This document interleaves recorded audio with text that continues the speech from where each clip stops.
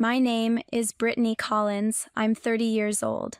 Last year, everything I thought I could trust was destroyed by the very people closest to me. But what happened in that courtroom, no one saw coming. They laughed at me, mocked me, until the truth hit so hard their smiles vanished in an instant. A week later, my phone lit up with 33 missed calls from my mom, each voicemail more desperate than the last. This isn't just a story about betrayal. It's about a secret buried for decades, one that changes everything you thought you knew about family. Before I reveal what really happened, tell me, what time are you hearing this and what city are you in? Drop it in the comments, hit like and subscribe, because what's coming next, you won't want to miss. That bond started early in the shadow of my grandmother's dream.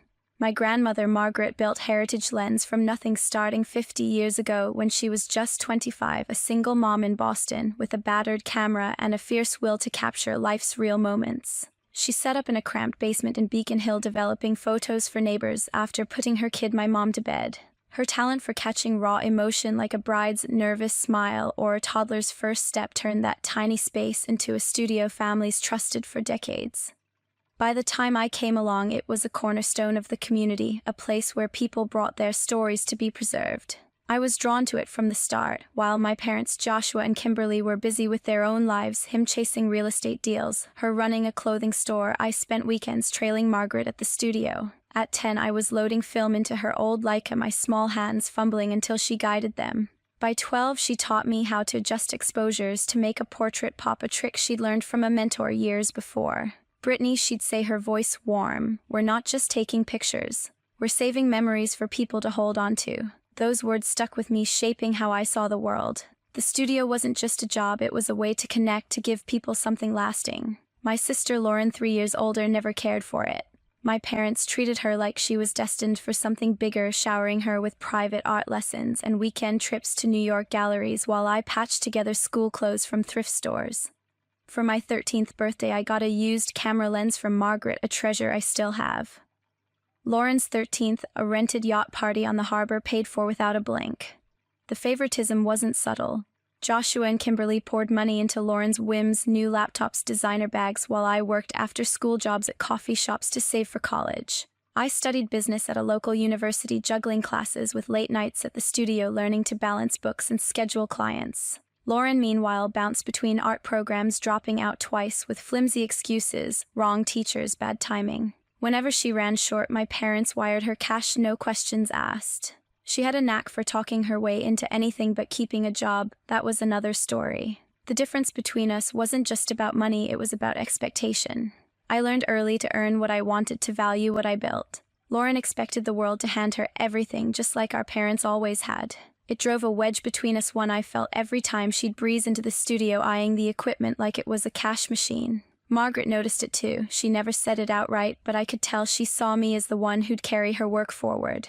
As she hit her early 70s, her hands started shaking when she held heavier cameras, and I stepped up, running sessions, experimenting with new lighting, keeping the studio's heart alive. My parents rarely showed up, dismissing the place as a dusty relic. When they did, usually for forced holiday visits with Lauren in tow, they'd criticize the old-school setup or push for modern upgrades that missed the point of Margaret's vision. Those visits always left me uneasy, especially as Lauren's comments grew sharper. She'd drop hints about the studio's value, asking what it'd fetch if sold. My parents started tossing around phrases like family property and fair shares, their voices casual but pointed.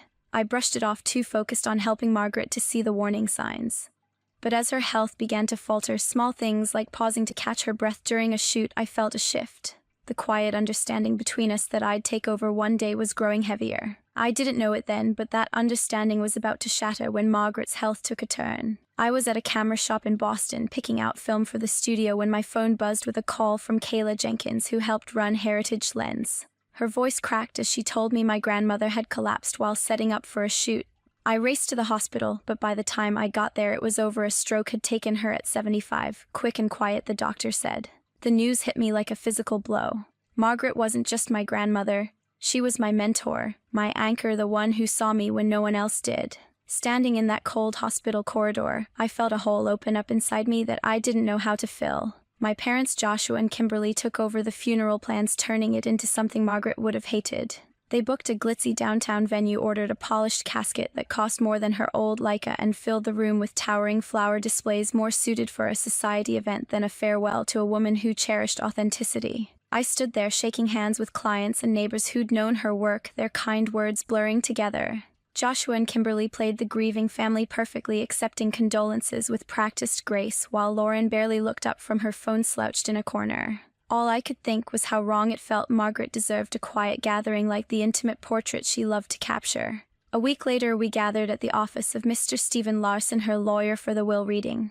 The room was all dark wood and tension, with me on one side gripping a worn photo of Margaret and my family on the other, Joshua rigid, Kimberly twisting her scarf, Lauren scrolling through her phone. Mr. Larson read out small bequests, some cash to a cousin, a camera to an old assistant. Then he got to the big one. To my granddaughter Brittany Collins, I leave Heritage Lens its building assets and the upstairs apartment. She's carried its heart as I did, and I trust her to keep it alive. The words landed like a bomb. Joshua shot up, his face red, yelling, "This is outrageous. That studio is family property." Kimberly burst into loud sobs, more anger than sorrow. Lauren flung her phone onto the table, shattering a glass ornament, and screamed, "I'm her family too. Why does Brittany get it all?" Mr. Larson stayed calm, sliding an envelope across the table. "Margaret expected this," he said. Her letter written in her steady hand laid it out. I'd spent years learning the studio's craft, respecting its purpose, while Lauren only showed up to ask for handouts. Joshua and Kimberly, she wrote, saw it as a quaint side project, not a legacy. Joshua grabbed the letter, scanning it like he could tear it apart. "Can we contest this?" he demanded. Mr. Larson shook his head. "She updated it 6 months ago, certified by 2 doctors. It's ironclad." Kimberly turned to me, tears streaming.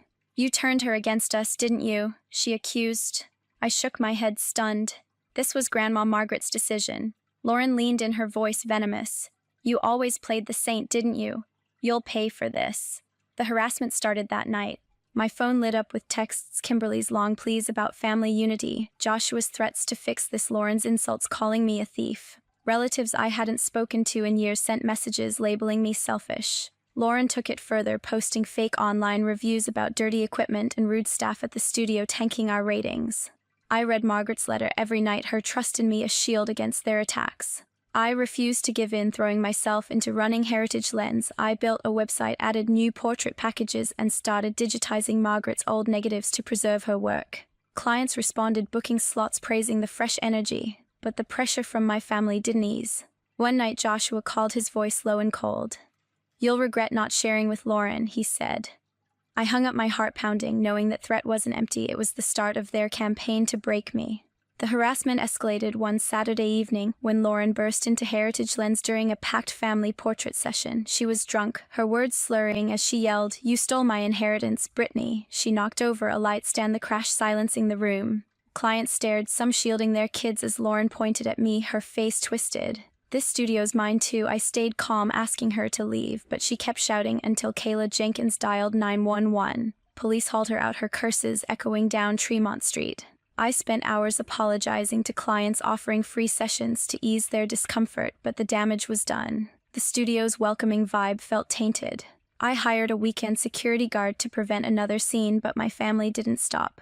Joshua and Kimberly started calling the studio's line during busy hours, clogging it with accusations. Kimberly's calls were tearful, pleading for me to think of Lauren, while Joshua's were sharp, warning I'd ruin everything by keeping the studio. Then Lauren took it further. She hacked the new online booking system I'd set up, canceling dozens of appointments and flooding it with fake ones under names like Selfish Brat or messages mocking my work. Clients emailed furious about missed sessions, and it took days to restore the system and rebuild trust. I went to the courthouse, filing a restraining order against Lauren with statements from Kayla, and rattled clients, hoping it would end the chaos. But the worst was yet to come. At 2:03 a.m., my phone woke me, an unknown number flashing. I answered, half asleep, and heard, "Miss Collins, this is Fire Chief Daniel Henderson. There's a fire at your studio on Tremont. Come now." My heart dropped. I sped through empty streets, my hands shaking, praying it was minor. But when I reached Tremont, the sky glowed orange, smoke choking the air. Fire trucks surrounded Heritage Lens, their lights flashing. The studio was a blazing wreck, flames swallowing the windows, consuming everything inside. I stumbled from my car, the heat pushing me back. "That's my grandmother's legacy," I choked out to a firefighter who stopped me. Everything's gone. He shook his head, his voice heavy. We tried, but it's too far gone. I sat on the curb watching the fire devour decades of Margaret's work, her cameras, her negatives, the memories we'd preserved. By morning, only ashes remained, the building a blackened shell. Daniel Henderson approached, his face grim. This was no accident, Miss Collins. Gasoline was used at multiple points. It's arson. The word hit like a slap. I knew who was responsible, even before he said the jewelry store across the street has footage. We're checking it now. That afternoon, he showed me the video, grainy but unmistakable. Joshua's heavy walk and Lauren's sharp movements were caught circling the studio at 1:30 a.m., pausing at corners before rushing off. Minutes later, flames sparked on the tape. My chest tightened, anger replacing shock. They thought they could erase my life's work, but they'd miscalculated. I know who did this, I told Daniel Henderson, my voice firm, and they're going to pay for it. That vow drove me to dig deeper, uncovering a scheme bigger than I'd imagined. That vow pushed me to uncover a scheme darker than the fire itself. The morning after the blaze, I was numb staring at the ruins, but Kayla Jenkins snapped me out of it. She arrived with a stack of papers from her home backup studio, documents I'd forgotten in the panic. Check this insurance policy, she said, pointing to a recent update that doubled the fire coverage with Lauren as the secondary beneficiary. The signature looked like mine, but I hadn't signed it. This is forged, I whispered, the realization hitting hard. They hadn't just destroyed the studio, they'd planned to cash in on it. Kayla urged, we need to report this now. Her determination gave me the push to act. I contacted Stephanie Reed, a Boston lawyer recommended for handling fraud cases. She met me that afternoon, her office overlooking the harbor, and reviewed the policy with a sharp eye. This is sloppy work, she said. We'll trace it back. She subpoenaed records, finding Joshua's calls to an insurance agent he knew from his real estate network. The agent confessed under pressure he'd approved the changes as a favor, ignoring the obvious forgery. Then Stephanie dug up emails between Joshua and Lauren dated weeks before the fire. One from Joshua, the policy's locked. After the payout you're set, and Brittany's left with nothing. Lauren's response, finally. She deserves to lose it all. Reading those words, I felt a mix of rage and nausea, their plot laid bare in casual lines. Stephanie also got the full security footage from the jewelry store, showing Joshua and Lauren's faces clearly as they spread the gasoline. The police arrested them the next day, and news of it spread fast. The story blew up in Boston media. Arson and family dispute over iconic studio, headlines read. Reporters camped outside my apartment asking for comments on the betrayal. The public divided. Some clients launched a GoFundMe for rebuilding, sharing how Margaret's photos had marked their lives, like a couple whose wedding album survived a flood thanks to her archival methods. Others attacked me online. Greedy sister refuses to share, deserved what she got. One anonymous post called me heartless for prosecuting family. The backlash hurt, but it fueled my resolve. I spent evenings with Kayla sorting through salvaged items, her encouragement keeping me going. Margaret would be proud you're fighting, she said. Stephanie built the case meticulously, interviewing witnesses, the clients from Lauren's outburst, the tech guy who fixed the hacked system, even neighbors who heard suspicious noises the night of the fire. 6 months later, the trial began on a humid August morning. The courthouse buzzed with spectators, reporters jotting notes. Stephanie Reed was ready, her evidence stacked neatly, while Joshua and Lauren sat with Gregory Walsh, their lawyer, a showy type who loved dramatics. Joshua looked composed in his suit, Lauren demure with her hair tied back. Kimberly sat behind them, her eyes avoiding mine. Judge Nancy Wright banged the gavel, her voice cutting through the tension. Walsh opened, portraying me as the manipulator who'd poisoned Margaret against her family. This is a tragedy of inequality, he declared, where one granddaughter hoarded what belonged to all. Stephanie countered with facts outlining the harassment step by step. The drunken scene, the hacked bookings, the relentless calls. She called Kayla first, who described Lauren's rant, her voice steady despite the nerves. Clients testified next, recounting how the disruption scared them away. The insurance agent took the stand, admitting the forgery under Stephanie's, grilling, his face sweating as he confessed Joshua's pressure. The emails came next, projected for all to see. Joshua's message glowed, Brittany's left with nothing. The room murmured. On day 3, Walsh pressed his narrative, and my family's smirks encouraged the gallery's chuckles. The laughter stung their mockery like a wave. I leaned forward and said, "Go ahead, keep laughing." The room hushed. Judge Wright called a recess, summoning lawyers to her chambers. She returned with a folder, her tone grave. "New documents alter this case," she said. "Lauren Collins is not Joshua and Kimberly's biological child. She's the adopted daughter of Joshua's late brother, a secret kept from all." The shock rippled Lauren, my cousin. She continued, Joshua and Kimberly forged Margaret's will 2 years ago to grab the studio. Margaret discovered it and fortified her will for Brittany. Gasps filled the air. Joshua went ashen. Lauren stared blankly. Kimberly sobbed quietly. The defense collapsed. They pleaded guilty. Judge Wright sentenced Joshua to 5 years for arson and fraud, Lauren to 3 with counseling. The gavel fell, leaving me hollow. The truth had shattered my family, but it also freed me to rebuild at a final cost. That truth didn't just end the fight, it gave me the clarity to start over. A week after the trial, I stood on the cleared lot where Heritage Lens once stood. The ashes swept away the ground, ready for a new beginning. The restitution from my father, Joshua, and my sister, Lauren, combined with a small business loan, gave me the means to rebuild. I didn't want a replica. I wanted a studio that honored Grandma Margaret's vision while carrying my own mark. So I created Margaret's frame right on Tremont Street, keeping the original brick facade she loved and adding modern touches, digital screens showcasing client photos, a sleek online booking system, and a cozy lounge for families to relax during sessions. The process wasn't easy, months of meetings with contractors, choosing equipment, and sleepless nights worrying if I could pull it off. But every decision, from restoring salvaged frames to designing a new logo, felt like a step toward healing. On opening day, set for Margaret's 75th birthday, the line stretched around the block. Old clients brought stories of her portrait sessions, like the time she stayed late to capture a shy kid's smile. New faces came, drawn by local buzz about the comeback. Walking through the packed studio, hearing their voices and laughter, I felt Margaret's presence, like she was nodding in approval. The victory wasn't without pain. 7 days after the courtroom, my phone lit up with 33 missed calls from my mother, Kimberly, her voicemails desperate. Brittany, it's Mom. Please, we can fix this. You're still our daughter.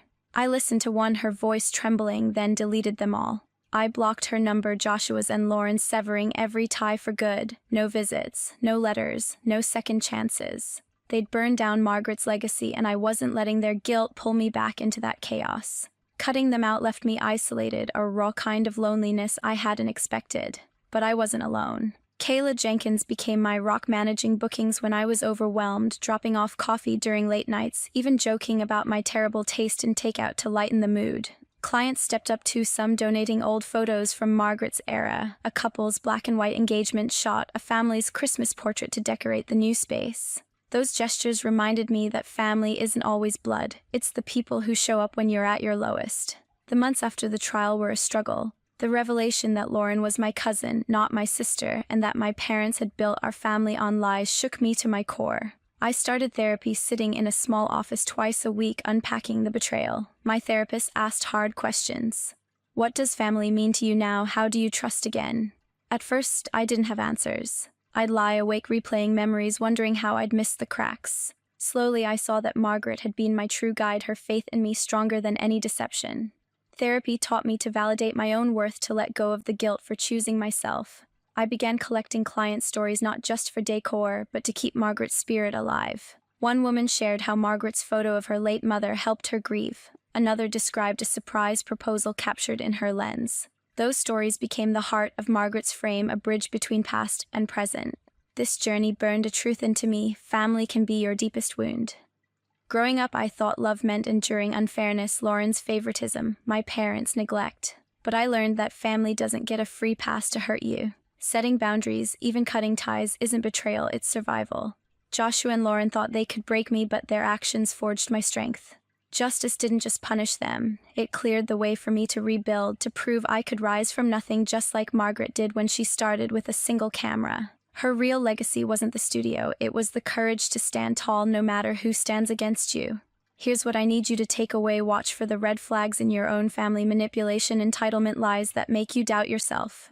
I ignored them for years, thinking it was my duty to keep the peace. Don't make that mistake. If someone's demands dim your light, draw a line, even if it's your own blood. Your mental health is worth more than their approval. Cutting out toxic ties is hard, but it's not weakness, it's power. You can rebuild from the ashes, like I did with Margaret's frame, but only if you believe you're enough. One example sticks with me. A client told me she cut contact with a sibling who stole from her for years. It hurt, but it freed her to build a life on her terms. That's what I want for you: strength to choose yourself. Thank you for hearing my story. It's not easy to share, but knowing you're listening makes it feel less heavy. If this hit home, hit that subscribe button and drop a comment. Tell me about a family challenge you faced. and how you got through it. Your story might be the spark someone needs to find their own way forward.